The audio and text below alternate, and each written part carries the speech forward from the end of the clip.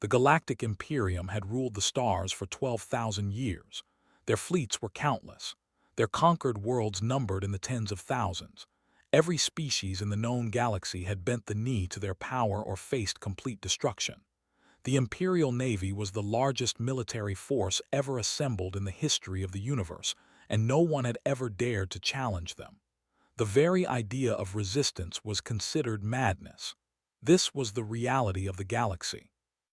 This was the order that had existed for longer than most species could remember. And then everything changed in a single moment. Deep in the Outer Rim territories, a sensor station picked up something impossible. A ship had emerged from uncharted space. It was not an Imperial vessel. It matched no known design in any database. The officers at the station stared at their screens in confusion, and then in growing fear as they analyzed what they were seeing. The ship was massive. It was built with hard angles and brutal efficiency that seemed almost primitive compared to the elegant curves of Imperial design. But the energy readings coming from it were anything but primitive. They were off every scale the sensors could measure. Admiral received the alert aboard his flagship, the Eternal Dominion. He was a veteran of 60 years in the Imperial Navy and had crushed rebellions on 17 worlds. His features showed no emotion as he read the report, but his 4 eyes narrowed with interest. An unknown vessel in Imperial space was unusual. An unknown vessel with this kind of power signature was unprecedented. He ordered the Third Fleet to intercept. 300 warships changed course and moved to surround the intruder. It was more than enough firepower to destroy a small moon. Against a single ship, it was absolute overkill, or so believed. The unknown vessel did not attempt to flee. It maintained its course at a steady speed, almost as if it was waiting for them. As the Imperial fleet drew closer, they got their first clear visual of the intruder. The ship was gray and angular, covered in what appeared to be weapon emplacements. Strange symbols were painted on its hull in a language no one recognized, and on its side in large letters was a name: USS Valiant. On the bridge of that ship, Captain Daniel watched the alien fleet surround him. He was a tall man in his early 50s with gray hair at his temples and calm brown eyes that had seen more battles than he cared to count. He had commanded ships for 30 years and had faced death more times than he could remember. But this was different. This was first contact with an alien civilization. Everything humanity did in the next few hours would shape the future of his species. Commander Lisa Morgan stood beside him at the communication station. She was younger than, in her late 30s, with short hair and a sharp mind that had earned her a place on this historic mission. She had been monitoring the alien transmissions since they first detected the fleet. "They are hailing us, Captain," she said. "The universal translator is still processing their language, but I think we have enough for basic communication." Nodded, put them on screen. The main flickered and then displayed the face of Admiral. He was unlike anything had ever seen. His head was covered in a hard carapace. His 4 eyes were solid black. His mouth was a complex arrangement of mandibles that clicked as he spoke. But there was something familiar in his expression. It was the arrogance of a conqueror looking at something he considered beneath him. "Unknown vessel," said through the translator. "You have entered sovereign Imperial space without authorization. You will identify yourself immediately. You will power down your weapons. You will prepare to be boarded for inspection. Failure to comply will result in your immediate destruction." Remained perfectly still. Behind him, his crew continued their work without a hint of panic. Lieutenant Brooks sat at the tactical station, his fingers hovering over the weapons controls. He was young, barely 30, but he had the fastest reflexes had ever seen. Dr. Amy Price monitored the science station, recording everything for later analysis. Chief Engineer watched the power distribution systems, ready to give the ship everything it had at a moment's notice. "Admiral," said, his voice calm and measured, "my name is Captain Daniel of the Earth Alliance vessel Valiant. We come from a world called Earth, far beyond your borders. We are here on a mission of exploration and peaceful contact. We mean you no harm," made a sound that the translator interpreted as laughter. Peaceful contact. You enter Imperial space with a warship and speak of peace. Your intentions are irrelevant. You will submit to Imperial authority or you will be destroyed. There is no third option. Glanced at Lieutenant Brooks, who gave him a small nod. The tactical officer had completed his analysis of the alien fleet. 300 ships, each one roughly equivalent to a heavy cruiser by Earth standards. They carried plasma-based weapons and missile systems. Their shields were energy-based. All of this information flowed through the Valiant's combat computer, which had already calculated firing solutions for every ship in the fleet. "Admiral, I need you to understand something," said. "We did not come here looking for a fight. We came here hoping to meet new species and perhaps build something together. But I also need you to understand that we will not be boarded. We will not surrender, and we will not submit to any authority that we did not choose to recognize." Leaned forward. "You are one ship, I have 300. Your defiance is noted and will be punished." "You have 300 ships," agreed. "And I have one. But before you give the order to attack, I want you to consider something. My ship just traveled farther than any vessel in your fleet has ever gone. We did it alone. We did it without knowing what we would find. That should tell you something about my people." "It tells me your people are foolish." "No, Admiral, it tells you that my people do not know how to be afraid," smiled, and there was no warmth in it. "We have a saying on Earth, never tell a human the odds, we do not listen anyway." Stared at him for a long moment, then he cut the transmission. Commander Morgan looked at her captain. "That went well." "It went exactly as expected," replied. "They were never going to let us leave peacefully. An empire like this one does not tolerate anything it cannot control." He straightened in his chair. "All hands battle stations. Lieutenant Brooks, arm all weapons. Chief, bring the reactors to full power. And someone get me a cup of coffee. This is going to be a long day." Across the void of space, 300 Imperial warships prepared to fire on a single human vessel. They had no doubt about the outcome. They had never been challenged. They had never been defeated. They were the masters of the galaxy. They were about to learn that the galaxy had just become a much more dangerous place. Admiral gave the order to fire, and 300 Imperial warships unleashed their fury upon a single target. Plasma bolts streaked across the darkness of space. Missiles launched by the hundreds. Energy beams carved through the void. The combined firepower was enough to shatter a small planet. Every officer in the Imperial fleet expected to see the alien vessel vanish in a ball of fire. It did not happen. The Valiant moved. It did not move like any ship the Imperials had ever seen. It twisted and rolled and accelerated in ways that seemed to defy the laws of physics. Plasma bolts passed through empty space where the ship had been a fraction of a second before. Missiles found their targets confused by electronic countermeasures they could not understand. Energy beams struck shields that flared bright blue and held firm. And then the Valiant fired back. Rail guns hurled tungsten projectiles at a fraction of the speed of light. They punched through Imperial shields like they were made of paper, but they did not strike hulls. They struck engines. They struck weapon systems. They struck communication arrays. Every shot was precise. Every shot was calculated. Every shot was designed to disable, not destroy. On the bridge of the Valiant, Captain watched the battle unfold with cold efficiency. Lieutenant Brooks called out targets and fired solutions. Chief managed power distribution to keep shields and weapons at maximum effectiveness. Dr. Price monitored the alien ships for any sign of adaptive response. Commander Morgan coordinated the damage control teams that rushed to seal minor hull breaches. 15 ships disabled, Brooks reported. 20, 25. They are adjusting their formation, but their coordination is poor. They have never faced an enemy like us. They have never faced an enemy at all, said. Not a real one. Keep firing. Disable their weapons and engines. I want that fleet dead in the water, but I do not want a single casualty on either side." It was an insane order. They were fighting 300 warships with one. Any other captain would have focused on survival, on destroying as many enemy ships as possible before being overwhelmed, but was not fighting to survive. He was fighting to send a message. The battle lasted 47 minutes.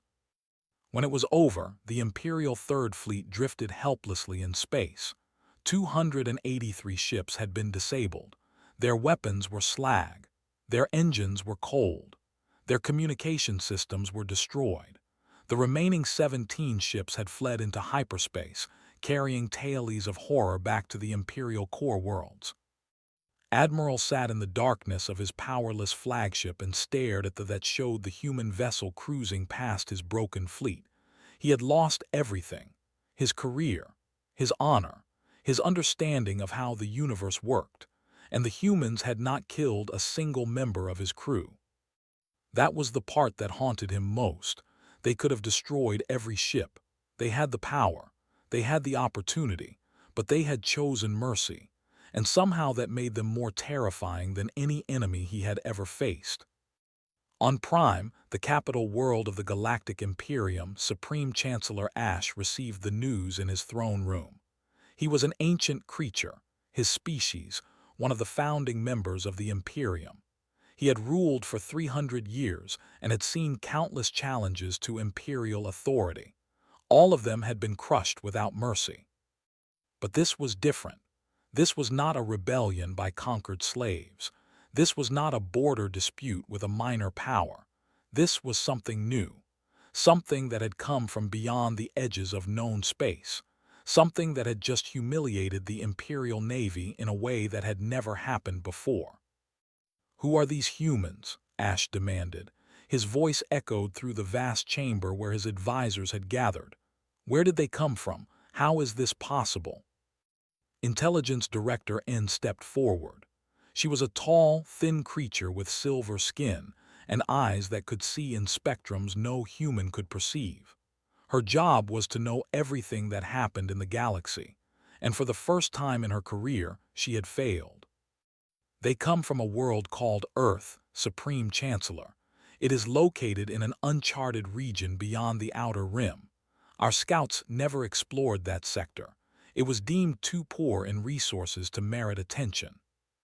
"Too poor in resources," Ash repeated.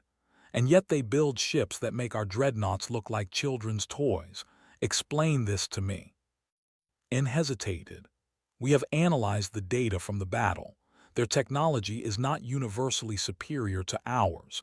In some areas they are actually behind us, but their weapons and defensive systems are remarkably advanced. It appears they have spent their entire history fighting wars, not against other species, against each other." The chamber fell silent. The idea was difficult to comprehend. A species that had achieved space travel while still fighting among themselves. A species that had honed the art of war to perfection before ever leaving their home world. It was madness. It was terrifying. "There is more," N continued. "The human captain made a statement before the battle. He said they came in peace. He said they were looking for new species to meet. He said they meant no harm. And yet they attacked our fleet." "No, Supreme Chancellor. We attacked them. They defended themselves. They disabled our ships, but they killed no one. They showed mercy." Ash considered this. In 12,000 years of Imperial history, mercy had never been shown to enemies of the Imperium. It was seen as weakness. It was seen as foolishness. But perhaps there was another way to interpret it. Perhaps the humans were so confident in their power that they did not need to kill. Perhaps mercy was simply another weapon in their arsenal. Meanwhile, aboard the Valiant, Captain held a meeting with his senior officers in the ship's conference room. The battle was over, but their mission had only begun. "We came here to make contact," said. "We have certainly done that, but what we found is not what any of us expected." Dr. Price brought up her analysis on the room's main screen. "The Imperium controls over 20,000 inhabited worlds.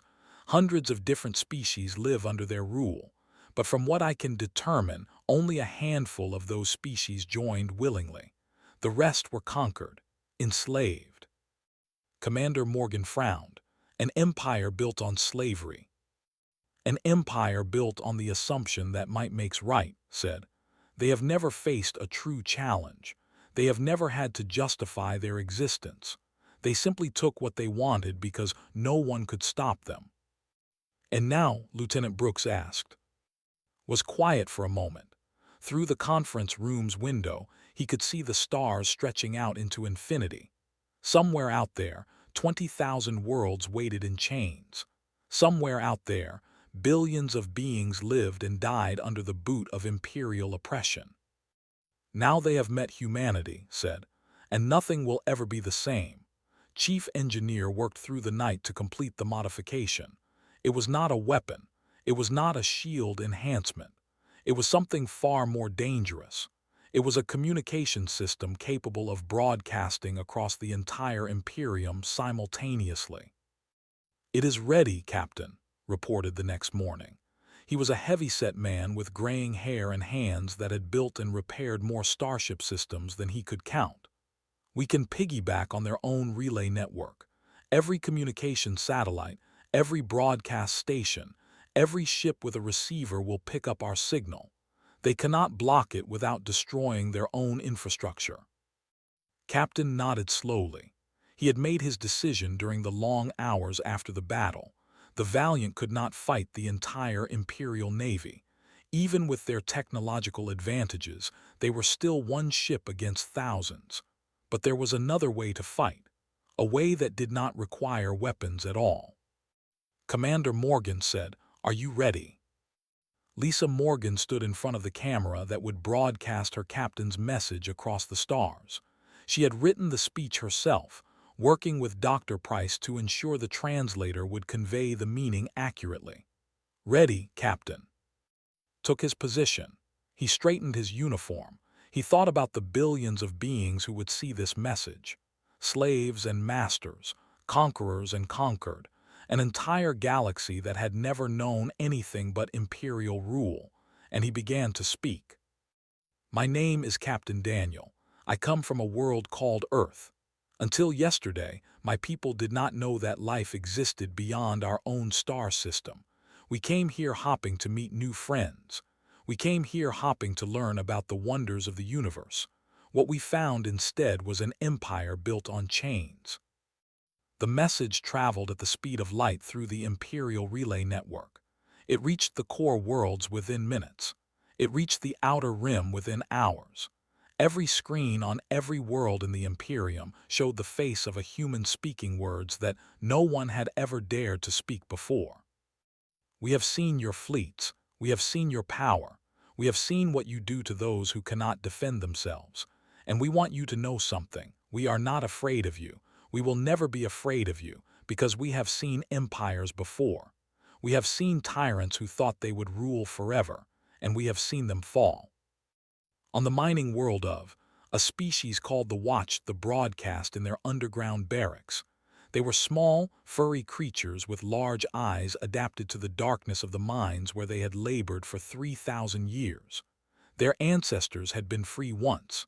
They had built cities and created art and dreamed of the stars.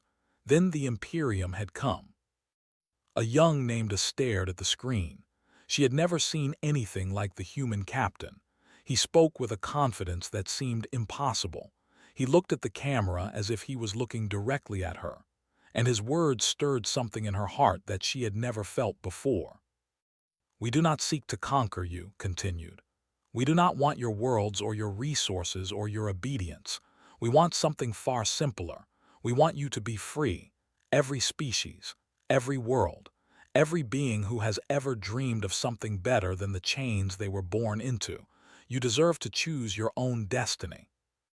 On the agricultural world of, the plant-like listened to the broadcast through their vast network of interconnected roots. They had been slaves of the Imperium for 5,000 years, forced to grow food for worlds that had once been their trading partners. They had almost forgotten what freedom felt like. Almost. "I know you are afraid," said. I know the Imperium seems too powerful to challenge. I know they have crushed every rebellion, silenced every voice of dissent, but I want you to understand something about my people. We have fought against impossible odds before. We have stood against tyrants who controlled everything. And we have won.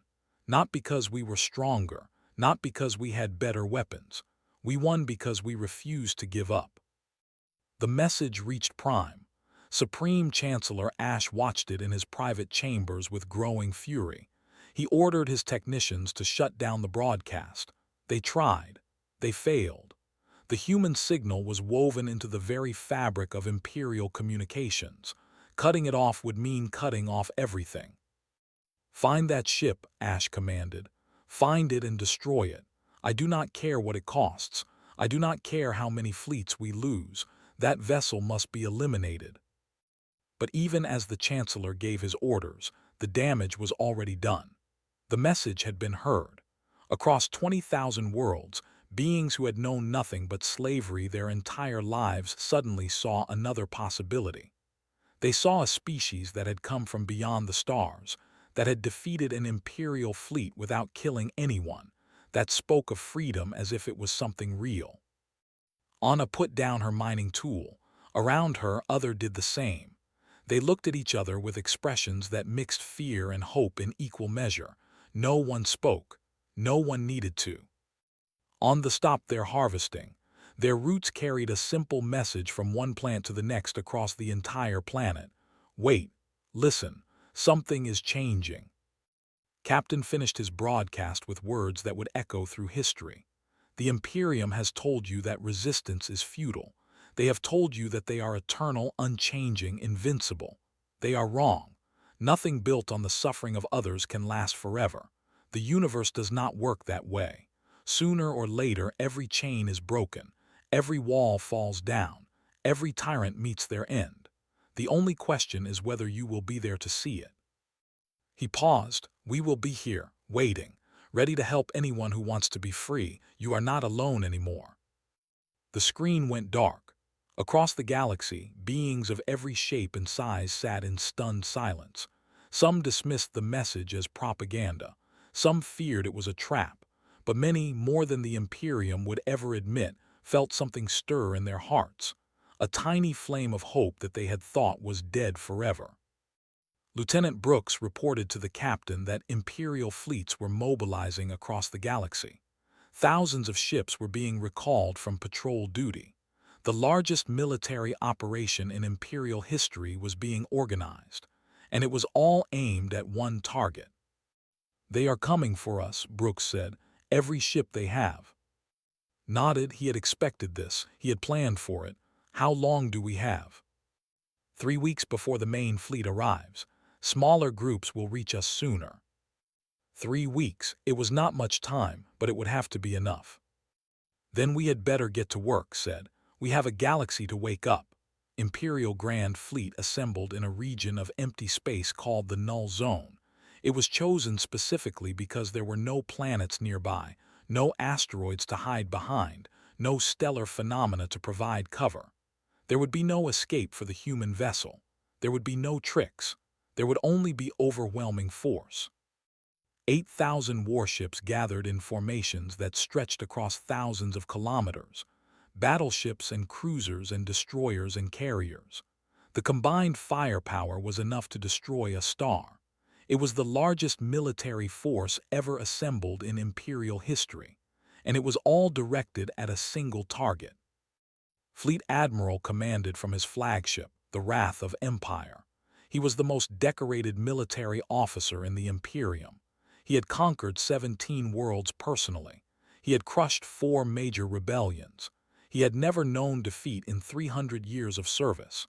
But as he reviewed the tactical data from his humiliation, he felt something unfamiliar in his chest, something that might have been doubt. The humans fought differently. They did not simply try to destroy their enemies. They broke them systematically, precisely, with an efficiency that was almost artistic. Their weapons were devastating but controlled. Their tactics were impossible to predict, and they showed no fear whatsoever. Even facing 300 ships, they had not hesitated. Now they faced 8,000. All ships report ready, Admiral, his tactical officer announced. The human vessel has been located at the designated coordinates. They are not attempting to flee. Studied the sensor display. The human ship sat alone in the void, surrounded by empty space in every direction. It looked so small, so fragile. He almost felt pity for its crew. Almost. All ships advance, commanded. Standard attack formation. We will overwhelm them with sheer numbers. No matter how advanced their technology, they cannot fight all of us at once. The Grand Fleet began to move. 8,000 engines flared. 8,000 ships accelerated toward a single point. It was like watching a tidal wave approach a small island. There was a terrible beauty to it. On the bridge of the Valiant, Captain watched them come. His face showed no expression. His hands rested calmly on the arms of his chair. Around him, his crew worked with quiet efficiency, as if this was just another day, just another mission. Enemy fleet will be in weapons range in 12 minutes, Lieutenant Brooks reported. Acknowledged. Commander Morgan looked at her captain. She had served with him for 15 years. She had seen him face impossible situations before, but this was beyond anything they had ever encountered. Even with all their technological advantages, they could not fight 8,000 ships and win. Daniel, she said quietly, if this does not work. It will work, replied. It has to work, because if it does not, everything we have done here will be for nothing. He turned to a young officer at an auxiliary station. Ensign was barely 25 years old. She had graduated from the academy just 2 years ago. This was her first deep space assignment, and she had been given one of the most important tasks in human history. Ensign, status of the packages. Checked her console. Her hands were steady despite the fear she must have felt. All 412 deployed across the engagement zone, Captain. They are in position and ready to activate on your command. Good work, Ensign. The packages were not weapons. They were small devices, each one no larger than a basketball. They had been launched from the Valiant over the past 3 weeks and positioned throughout the null zone. They were completely passive, invisible to Imperial sensors, and they were about to change everything. The Imperial fleet entered weapons range. 8,000 ships opened fire simultaneously. The void lit up with plasma bolts and energy beams and missiles beyond counting. It was the most concentrated barrage of firepower ever released in a single moment. Nothing could survive it. The Valiant did not try to evade. Its shields flared as they absorbed the first wave of fire. Warning lights began to flash across the bridge. Damage reports came in from every section. The ship shuddered under impacts that would have vaporized any Imperial vessel. Shields at 60%, Chief reported. We cannot take much more of this, Captain. We will not have to, pressed a button on his chair. All packages activate. Across the null zone, 412 small devices came to life. They were electronic warfare platforms, designed to broadcast on every frequency the Imperial ships used for targeting, communication, and coordination. They flooded the void with signals that mimicked Imperial command codes, false sensor readings, and contradictory orders. The result was instant chaos. Imperial targeting systems went haywire. Ships that had been firing in perfect coordination suddenly could not tell friend from foe.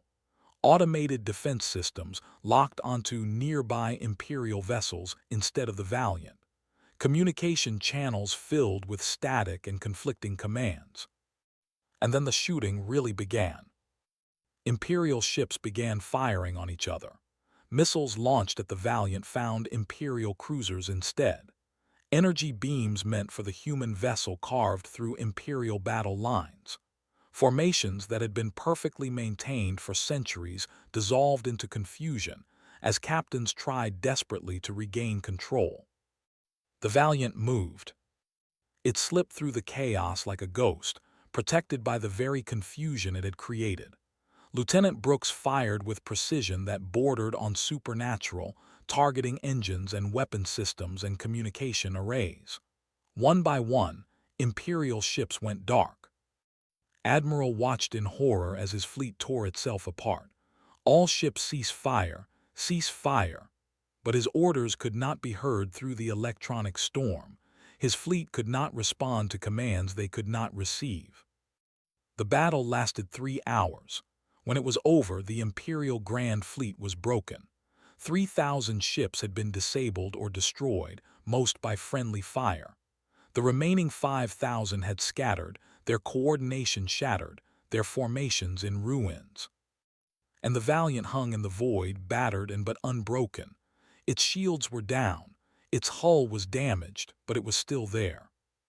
Captain looked at the debris field that surrounded his ship. Thousands of Imperial vessels drifted helplessly in space.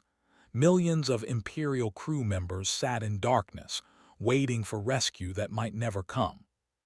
He had won. Against impossible odds, against the largest fleet in galactic history, he had won. But there was no celebration on the bridge of the Valiant. There was only exhaustion and the quiet knowledge that the war was far from over. "Send a message to the Imperial survivors," said. "Tell them we will provide assistance to any ship that needs it, medical supplies, emergency power, whatever they need." Morgan stared at him. "After everything they tried to do to us." "That is exactly why we do it," replied. "Because we are not like them, and we never will be." News of the Grand Fleet's destruction spread across the galaxy like wildfire. It traveled through official channels and unofficial ones. It passed from world to world, from species to species, from slave to slave. And everywhere it went, it carried the same impossible truth. The Imperium had been defeated, not by another great power, not by a coalition of conquered worlds. By a single ship from a species no one had ever heard of. On Prime, Supreme Chancellor Ash sat alone in his throne room. The reports from the null zone lay scattered around him. 3,000 ships lost, the Grand Fleet in disarray, and the human vessel still intact, still broadcasting messages of hope to every corner of the galaxy. He had ruled the Imperium for 300 years. He had inherited an empire that had stood for 12,000, and now he watched it crumble around him, not from military defeat but from something far more dangerous.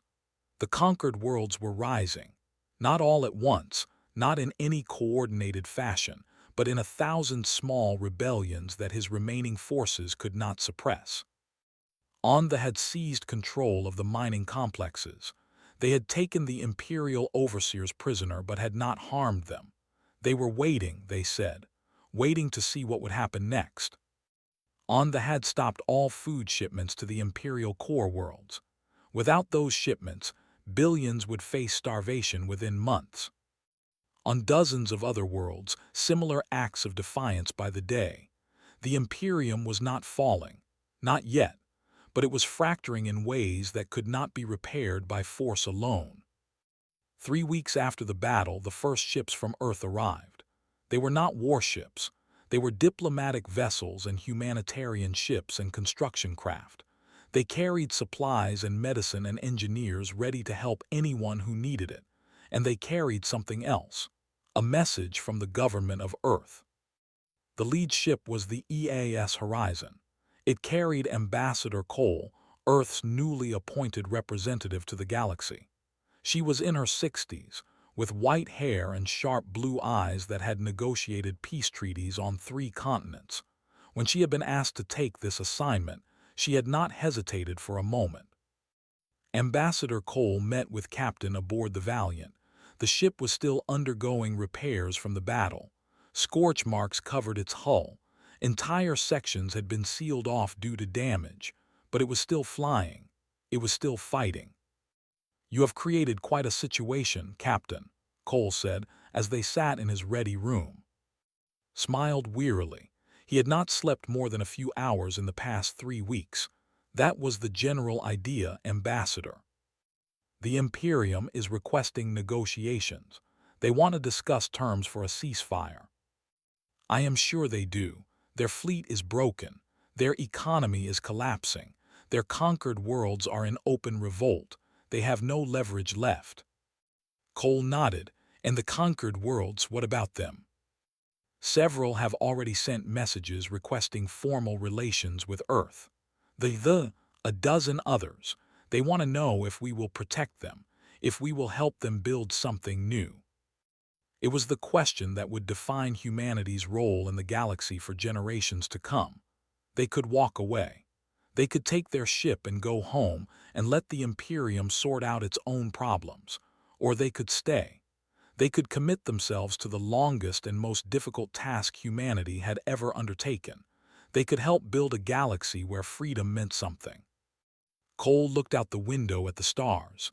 Somewhere out there, 20,000 worlds waited for an answer. "What do you recommend, Captain?"